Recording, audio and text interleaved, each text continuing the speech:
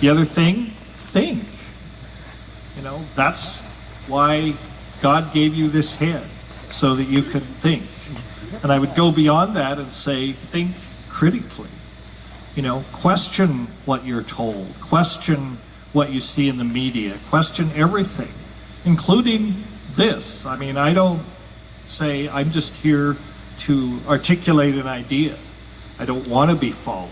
Don't follow me, don't follow anyone. Believe in yourself. If you have to have faith in yourself.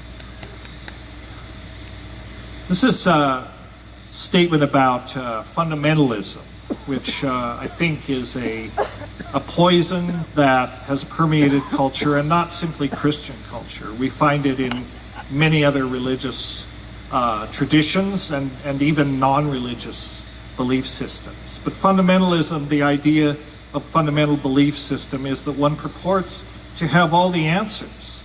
It also claims to be the only way. All deviations from the fundamentalist dogma lead to hell. It follows then that parents who believe this would be very concerned about what their children believe. Any alternative ways of thinking about major life questions would be highly threatening. Consequently, the fundamentalist household rarely encourages children to explore their own thoughts, to be open-minded about ideas, or to come to their own conclusions. In fact, fundamentalist parents are typically vocal in their opposition to the teaching of critical thinking skills or values clarification in schools. So we need to lose fundamentalism. It is not, fundamentalism means that, you know, there is a rigid set of beliefs and no deviation is allowed. It's not useful for clarity. It doesn't really help us understand, and we need to understand. Another aspect of this is you're entitled to your opinion, but not to your own facts. Here's an interesting statement.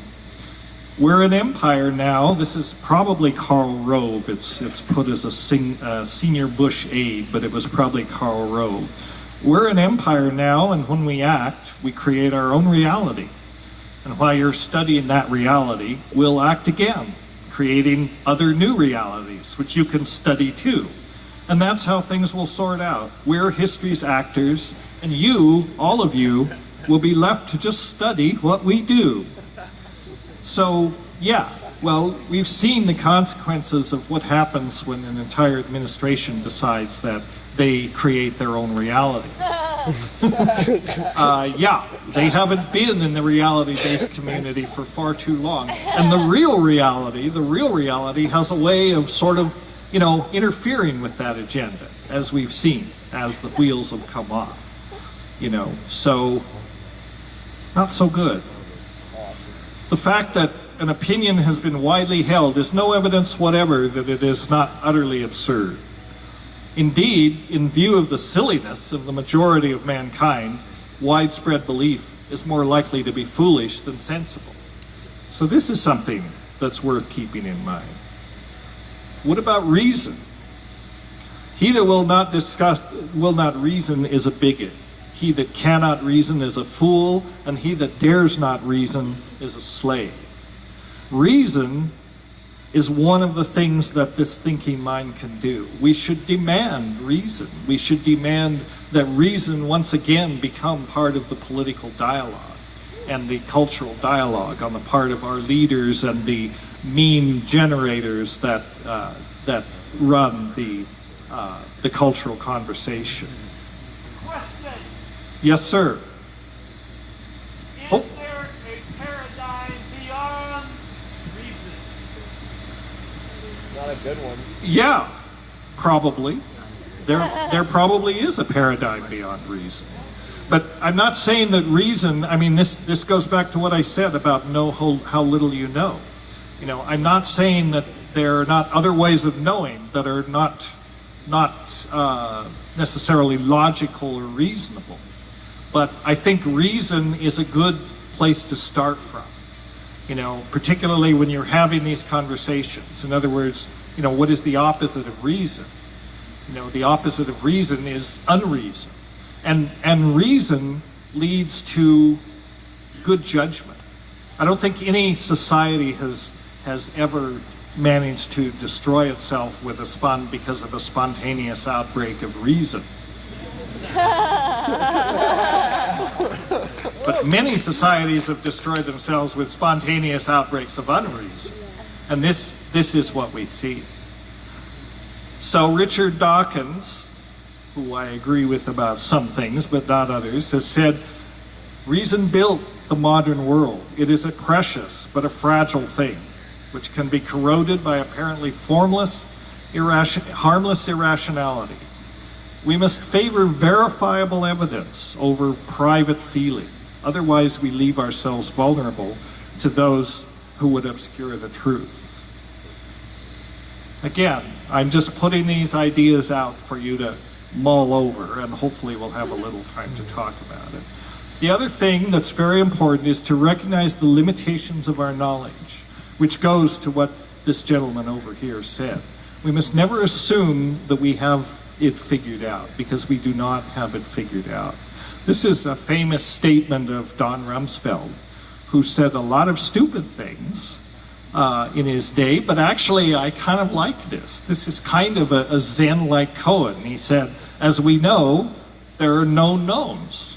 There are things we know we know. We also know there are known unknowns.